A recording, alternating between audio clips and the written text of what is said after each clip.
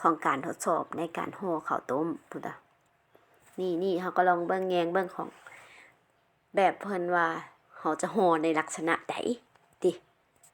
เพิ่นก็เอาข้าวใส่ก่อนตามด้วยไส้มันอันนี้จะเป็นไส้หวานป่นเค็มนิดนึงเนาะหลังจากนั้นเพิ่นก็จะ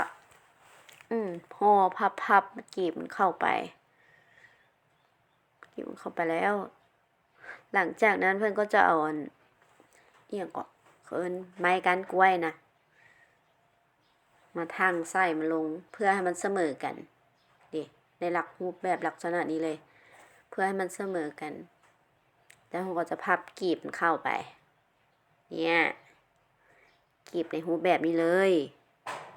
แล้วก็จะสลับกันไปมาเปลี่ยนเป็น2ด้านนี่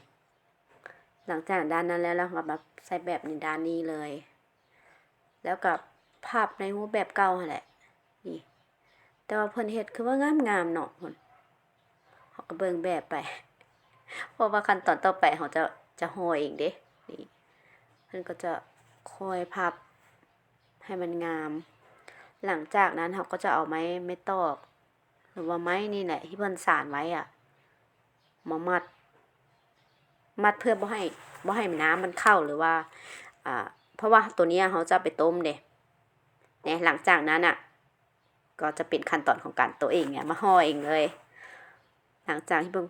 มันคือว่ายากเนาะปิ้นไปปิ้น เด้ผลงานเด้อันนี้ของเพิ่นห่อ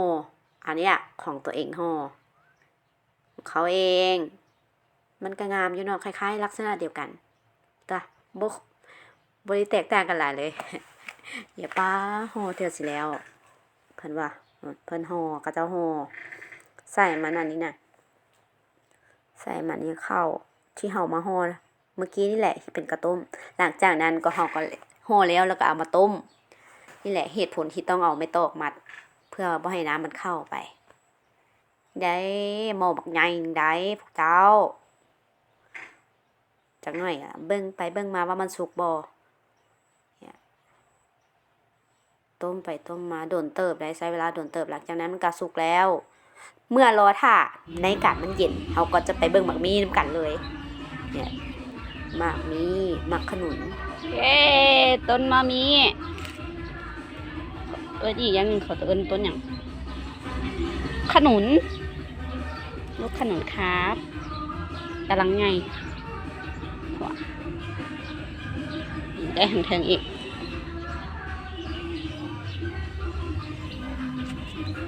ขนุนครับ